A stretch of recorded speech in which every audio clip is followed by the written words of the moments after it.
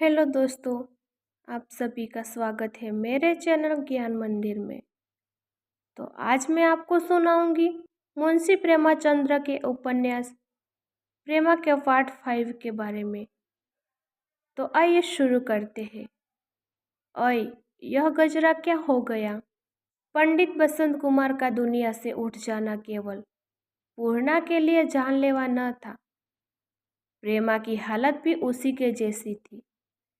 पहले वह अपने भाग्य पर रोया करती थी, अब विधाता ने उसकी प्यारी सखी पूर्णा पर विपत्ति डालकर उसे और भी शोकांतुर बना दिया था। अब उसका दुख हटाने वाला, उसका गम कतल करने वाला कोई न था।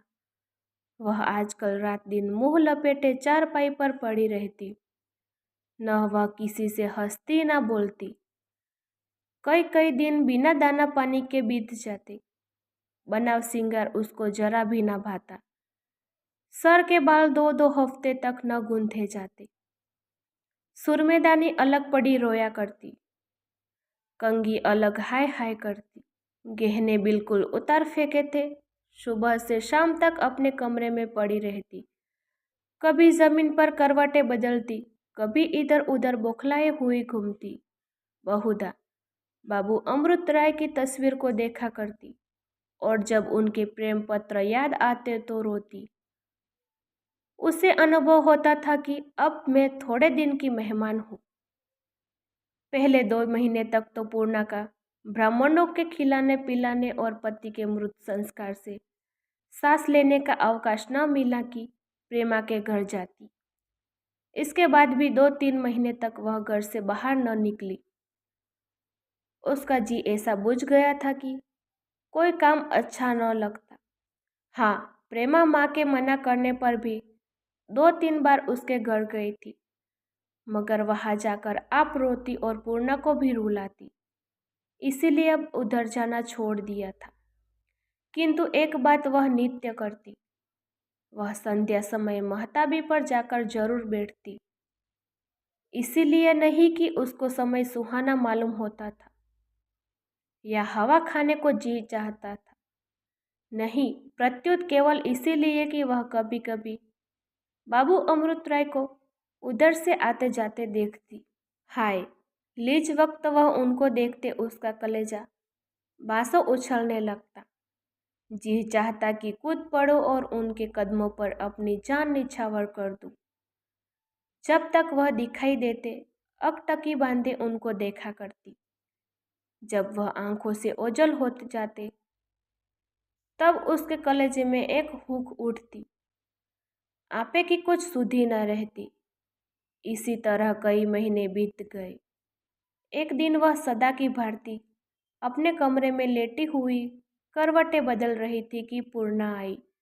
इस समय उसको देखकर ऐसा ज्ञात होता था कि वह किसी प्रबल रोग से उठी है। चेहरा पीला पड़ गया था, जैसे कोई फूल मुरझा गया हो। उसके कपोल, जो कभी गुलाब की तरह खिले हुए थे, अब कुमला गए थे। वे मृगी किसी आंखें, जिनमें किसी समय जवानी का मतवालापन और प्रेमी का रस भरा हुआ था, अब अंदर घुस गई हुई थी। सिर के बाल कंधों पर इधर उधर बिखरे हुए थे।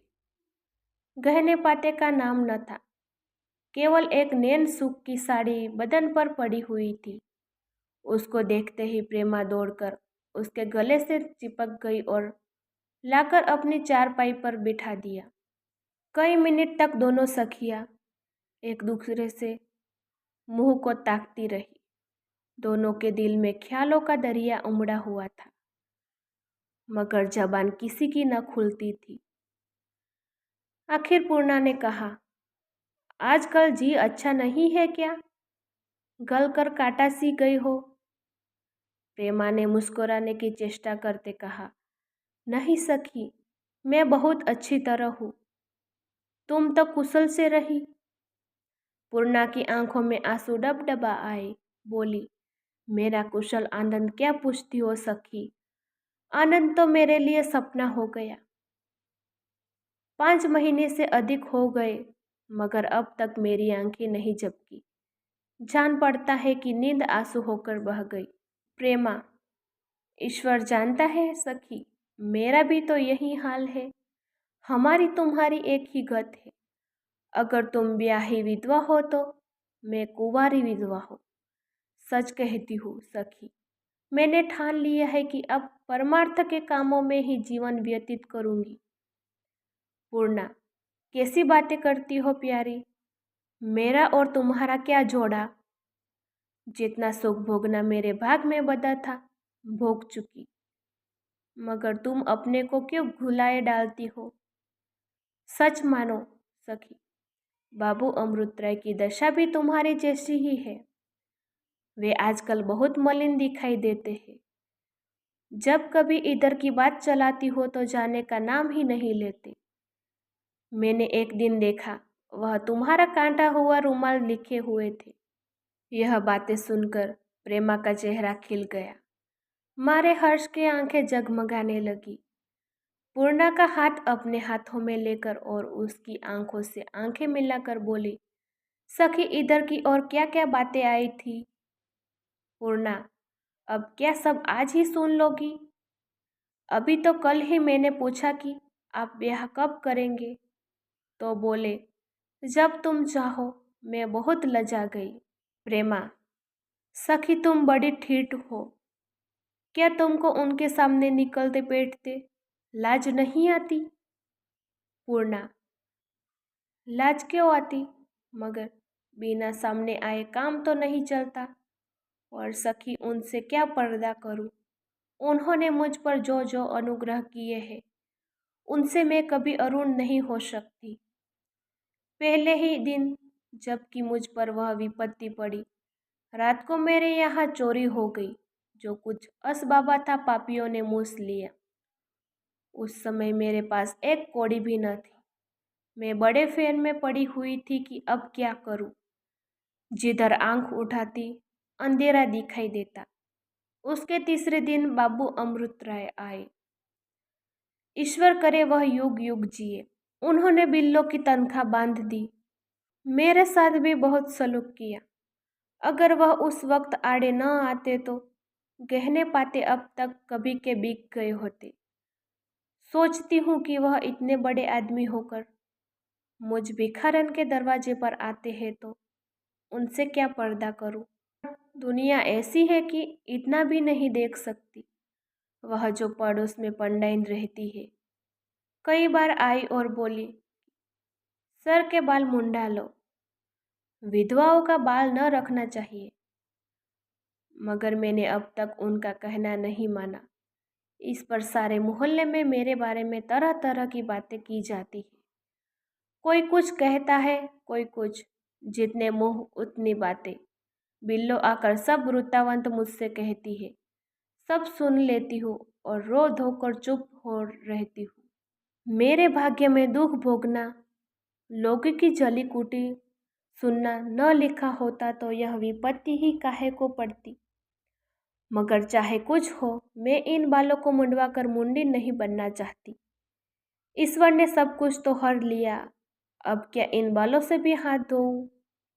यह कहकर पूर्णा ने कंधों पर बिखरे हुए लंबे लंबे बालों पर ऐसी दृष्टि से देखा मानो वे कोई धन है। प्रेमा ने भी उन्हें हाथ से संभाल कर कहा, नहीं सखी, खबरदार, बालों को मुंडवाऊंगी तो हमसे तुमसे न बनेगी। पंडाइन तो बकने दो, वह पगला गई है। यह देखो नीचे की तरफ जो ऐंठन पड़ गई है, कैसी सुंदर मालूम होती है।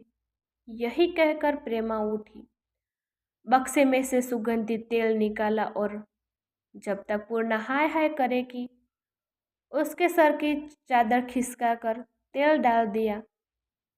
उसका सर जांद पर रखकर धीरे धीरे मलने लगी। बेचारी पूर्णा इन प्यारी की बातों को न सह सकी। आंखों में आंसू भरकर बोली, प्यारी प्रेमा, यह क्या गजब करती हो। अभी क्या काम उपहास हो रहा है। जब बाल सवारे निकलूंगी तो क्या गत होगी। अब तुमसे दिल की बात क्या छिपाऊं सखी। ईश्वर जानता है मुझे यह बाल खुद बोझ मालूम होते हैं। जब इस सूरत को देखने वाला ही संसार से उठ गया तो यह बाल किस काम के। मगर मैं इनके पीछे पड़ोसियों के ताने सहती हूँ तो केवल इसीलिए कि सर मुंडाकर मुझसे बाबू अमृत राय के सामने न निकला जाएगा। यह कहकर पूर्णा जमीन की तरफ ताकने लगी, मानो वह लजा गई है। प्रेमा भी कुछ सोचने लगी। अपनी सखी के सर में तेल मला, कंघी की, बाल गूंथे और तब धीरे से आईना लाकर उसके सामने रख दिया। पूर्णा ने इधर 5 महीने से आईने का मुंह नहीं देखा था। वह समझती थी कि मेरी सूरत बिल्कुल उतर गई होगी, मगर अब जो देखा तो सिवाय इसके कि मुंह पीला पड़ गया था और कोई भेद न मालूम हुआ। मध्यम स्वर में बोली, प्रेमा, ईश्वर के लिए अब बस करो। भाग से यह श्रृंगार बदा नहीं है। पड़ोसिन देखेगी तो न जाने क्या अपराध लगा दे। प्रेमा उसकी सूरत को टकटकी लगाकर देखती रही। यकायक मुस्कुराकर बोली, सखी, तुम जानती हो मैंने तुम्हारा श्रृंगार क्यों किया? पूर्णा, मैं क्या जानूं, तुम्हारा जी चाहता होगा। माँ, इसीलिए कि तुम उनके सामने इसी तरह जाओ। पूर्णा, तुम बड़ी खोटी हो। भला मैं उनके सामने इस तरह कैसे जाऊंगी? वह देखकर दिल में क्या कहेंगे? देखने वाले यही बेसिर पैर की बातें उड़ाया करते हैं, तब तो और भी न मालूम क्या करेंगे। थोड़ी देर तक ऐसी ही हंसी दिल्ली की बातों बातों में प्रेमा ने कहा, सखी, अब तो अकेले नहीं रहा जाता। क्या हर्ज है, तुम भी यहीं उठाओ, हम तुम दोनों साथ साथ रहेंगे। पूर्णा, सखी, मेरे लिए इससे अधिक हर्ष की कौन सी बात होगी कि तुम्हारे साथ रहूं। मगर अब तो पैर फूंक फूंक कर धरना होती है। लोग तुम्हारे घर ही में राजी न होंगे, और अगर यह मान भी गए तो बिना बाबू अमृत राय की मर्जी के कैसे आ सकती हूँ। संसार के लोग भी कैसे अंधे हैं, ऐसे दयालु पुरुष कहते हैं। ईर्ष्याई हो गया है। कहने वालों के मुंह से न मालूम कैसे ऐसी झूठी बातें निकलती है। मुझसे वह कहते थे कि मैं शीघ्र ही एक ऐसा स्थान बनवाने वाला हूँ जहाँ अनाथ विधवाएं आकर रहेगी। वहाँ उनके पालन पोषण और वस्त्र का प्रबंध किया जाएगा और उनके पढ़ने लिखने और पूजा पाठ करने का सिखाया जाएगा। जिस आदमी के विचार ऐसे शुद्ध हो उसको वह लोग ईर्ष्याई और अधर्मी बनाते हैं। जो भूल कर भी भीख मंगे को भीख नहीं देते, ऐसा अंधेर है। प्रेमा, बहन, संसार का यही है। हाय, अगर वह मुझे अपनी पत्नी बना लेते तो भी मेरा जीवन सफल हो जाता। ऐसे उदारे चित्त दाता की चेरी बनना भी कोई बड़ाई की बात है। पूर्णा, तुम उनकी चेरी काहे को बनेगी? वह तो आप तुम्हारे सेवक बनने के लिए तैयार बैठे। तुम्हारे लाला जी ही नहीं मानते। विश्वास मानो, यदि तुमसे उनका ब्याह न हुआ तो वह कुंवारे ही रहेंगे। प्रेमा, यहाँ यही ठान ली है कि चेरी बनूंगी तो उनकी ही। कुछ देर तक तो यही बातें हुई। जब सूर्यास्त होने लगा तो प्रेमा ने कहा, चलो सखी, तुमको बगीचे की सैर करवा लाती हूँ। जब से तुम्हारा आना जाना छूटा है तब से मैं उधर भूलकर भी नहीं गई। पूर्णा, मेरे बाल खोल दो तो चलूं। तुम्हारी भावज देखेगी तो ताना मारेगी। प्रेमा, उनके ताने का क्या डर, वह तो हवा से उलझती करती है। दोनों सखियां उठी और हाथ दिए कोठे से उतारकर फुलवारी में आई। यह एक छोटी सी बगिया थी जिसमें भारती भारती के फूल खिल रहे थे। प्रेमा को फूलों से बहुत प्रेम था। उसी ने अपने दिल बहलाव के लिए बगीचा था। एक माली इसी की देखभाल के लिए नौकर था। बाग के बीचों बीच एक गोल चबूतरा बना हुआ था। दोनों सखियां इस चबूतरे पर बैठ गई। इनको देखते ही माली बहुत सी कलियां एक साफ तरह कपड़े में लपेट कर लाया। प्रेमा ने उनको पूर्णा को देना चाहा, मगर उसने बहुत उदास होकर कहा, बहन मुझे क्षमा करो, इनकी वो बात तुमको मुबारक हो। सुहाग के साथ मैंने फूल का भी त्याग दिए। हाय, जिस दिन वह काल रूपी नदी में नहाने गए, उस दिन ऐसे ही कलियों का हार बनवाया था। वह हार धरा का रह गया। तब से मैं फूलों को हाथ नहीं लगाया। यह कहते कहते वह यकायक चौंक पड़ी और बोली, सखी अब मैं जाऊंगी, आज इतावर का दिन है, बाबू साहब आते ही होंगे। माँ ने रोनी हंसकर कहा, नहीं सखी, अभी उनके आने में आधे घंटे की देर है। मुझे इस समय का ऐसा ठीक परिचय मिल गया है, अगर कोठरी में बंद कर दो तो भी शायद गलती ना करूं। सखी कहते लाज आती है, मैं घंटों बैठकर जोरोखे से उनकी राह देखा करती हूँ। चंचल चित्त को बहुत समझाती हूँ, पर मानता ही नहीं।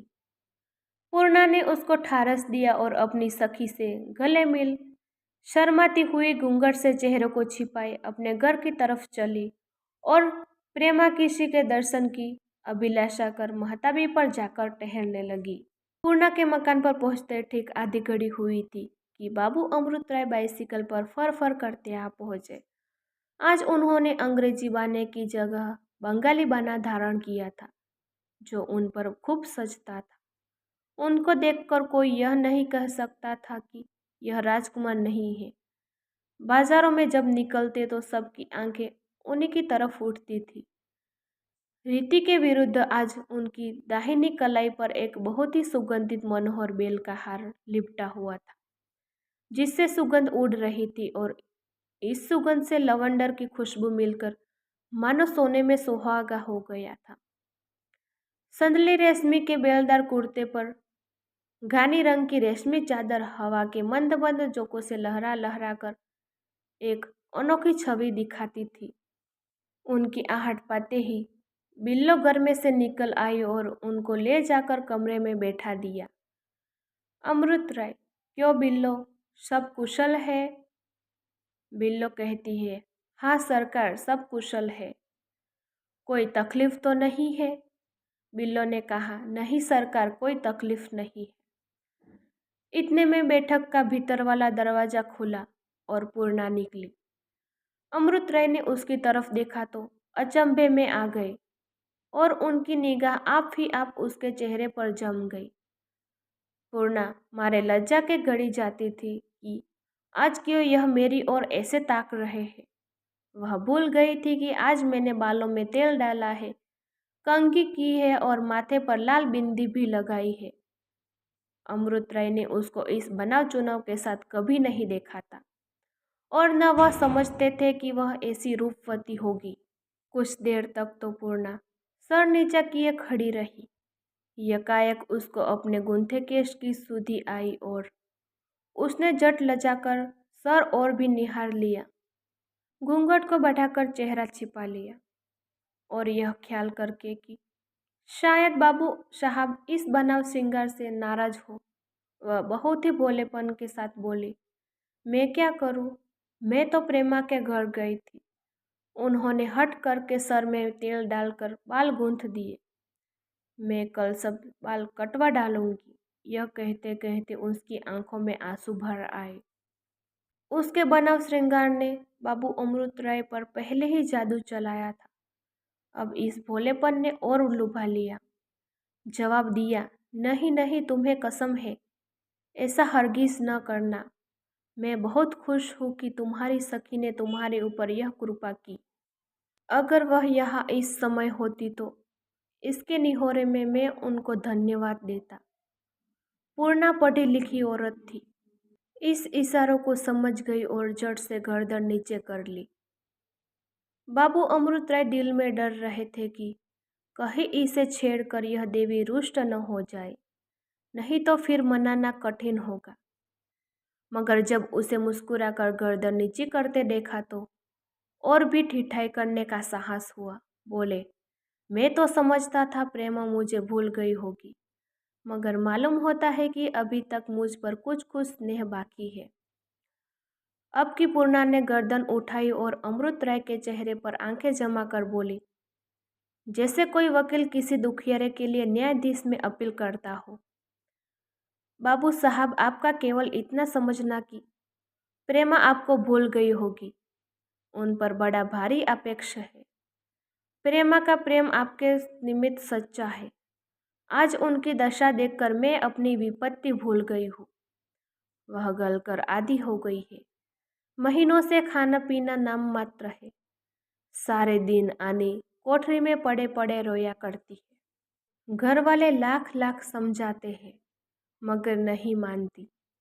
आज तो उन्होंने आपका नाम लेकर कहा, सखी अगर चेरी बनूंगी तो उनकी ही। यह समाचार सुनकर अमृत राय कुछ उदास हो गए। यह अग्नि जो कलेजी में सुलग रही थी और जिसको उन्होंने सामाजिक सुधार के राख तले दबा रखा था, इस समय क्षण भर के लिए धधक उठी। जी बेचैन होने लगा। दिल उकसाने लगा कि मुंशी बद्री प्रसाद का घर दूर नहीं है। दम भर के लिए चलो, अभी सब काम हुआ जाता है। मगर फिर देश हित के उत्साह ने दिल को रोक लिया। फिर बोले, पूर्णा, तुम जानती हो कि मुझे प्रेमा से कितनी मोहब्बत थी। 4 वर्ष तक मैं दिल में उनकी पूजा करता था। मगर मुंशी बद्री प्रसाद ने मेरे दिनों की बंधी हुई आस केवल इस बात पर तोड़ दी कि मैं सामाजिक सुधार का पक्षपाती हो गया। आखिर मैंने भी रो रो कर उस आग को बुझाया और अब तो दिल एक दूसरी देवी की उपासना करने लगा है। अगर यह आशा भी यूं ही टूट गई तो सत्य मानो, बिना ब्याह ही रहूंगा। पूर्णा का अब तक यह ख्याल था कि बाबू अमृत राय प्रेमा से ब्याह करेंगे, मगर अब तो उसको मालूम हुआ कि उनका ब्याह कहीं और लग रहा है। तब उसको कुछ आश्चर्य हुआ। दिल से बातें करने लगी। प्यारी प्रेमा, क्या तेरी प्रीत का ऐसा दुखदाई परिणाम होगा? तेरे माँ बाप भाई बंद तेरी जान के ग्राह हो रहे हैं। यह बेचारा तो अभी तक तुझ पर जान देता है, चाहे वह अपने मुंह से कुछ भी ना कहे। मगर मेरा दिल गवाही देता है कि तेरी मोहब्बत उसके रोम रोम में व्यापी है। मगर जब तेरे मिलने की कोई आशा ही नहीं रही तो बेचारा क्या करे, मजबूर होकर कहीं और ब्याह करेगा। इसमें सफ़ा का क्या दोष है? मन में इसी तरह विचार कर बोली, बाबू साहब, आपको अधिकार है, जहाँ चाहे संबंध करो। मगर मैं यही कहूँगी कि अगर इस शहर में आपके जोड़ी की कोई है तो वह प्रेमा ही है। अमृत राय, यह क्यों नहीं कहती कि यहाँ उनके योग्य कोई वर नहीं? इसीलिए तो मुंशी बद्री प्रसाद ने मुझे छुटकारा किया। पूर्णा, यह आप कैसी बातें कहते हैं? प्रेमा और आपका जोड़ा ईश्वर ने अपने हाथ से बनाया है। अमृत राय, जब उनके योग्य में था, अब नहीं हूँ। पूर्णा, अच्छा, आजकल किसके यहाँ बातचीत हो रही है? अमृत राय, नाम अभी नहीं बताऊंगा। बातचीत तो हो रही है, मगर अभी कोई पक्की उम्मीद नहीं है। पूर्णा, वाह, ऐसा भी कहीं हो सकता है? यहाँ ऐसा कौन रईस है जो आपसे नाता करने में अपनी बढ़ाई न समझता हो? अमृत राय, नहीं, कुछ बात ही ऐसी आ पड़ी है। पूर्णा, अगर मुझसे कोई काम हो सके तो मैं करने को तैयार हूँ। जो काम मेरे योग्य होगा बता दीजिएगा। अमृत राय, तुम्हारी मर्जी बिना तो वह काम कभी पूरा नहीं हो सकता। तुम चाहो तो बहुत जल्द मेरा घर बसा सकती हो। पूर्णा बहुत प्रसन्न हुई कि मैं भी अब इनके कुछ काम आ सकूंगी। उसकी समझ में इस वाक्य के अर्थ नहीं आए कि तुम्हारी मर्जी बिना तो वह काम पूरा हो ही नहीं सकता। उसने समझा कि शायद मुझसे यही कहेंगी कि जाके लड़की को देखा है। 6 महीने के अंदर ही अंदर वह इसका अभिप्राय भली भांति समझ गई। बाबू अमृत राय कुछ देर तक यहाँ और बैठे। उनकी आंखें आज इधर उधर से घूमकर आती और पूर्णा के चेहरे पर गड़ जाती। वह कनखियों से उनकी ओर ताकती और उन्हें अपनी तरफ ताकते पाती। आखिर वह उठे और चलते समय बोले, पूर्णा, यह गजरा आज तुम्हारे वास्ते लाया हूँ। देखो, इसमें से कैसे सुगंध उड़ रही है। पूर्णा भौचक हो गई। यह आज अनोखी बात कैसी। 1 मिनट तक तो वह इस सोच विचार में थी कि लूं या ना लूं उन गजरों का ध्यान आया जो उसने अपने पति के लिए होली के दिन बनवाए थे। फिर की कलियों का ख्याल आया। उसने इरादा किया, मैं न लूंगी। जबान ने कहा, मैं इसे लेकर क्या करूंगी, मगर हाथ आप ही आप बढ़ गया। बाबू साहब ने खुश होकर गजरा उनके हाथ में पिन्हाया। उसको खूब नजर भर कर देखा।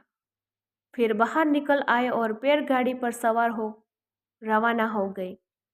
पूर्णा कई मिनट तक सन्नाटे में खड़ी रही। वह सोचती थी कि मैंने तो गजरा लेने से इनकार किया था, फिर यह मेरे हाथ में कैसे आ गया। जी चाह कि फेंक दूं, मगर फिर यह ख्याल पलट गया और उसने गजरे को हाथ में पहन लिया। हाय, उस समय भी भोली भाली पूर्णा के समझ में न आया कि इस जुमले का क्या मतलब है, कि तुम चाहो तो बहुत जल्द मेरा घर बस सकता है। उधर प्रेमा महताबी पर टहलती रही। उसने बाबू साहब को आते देखा।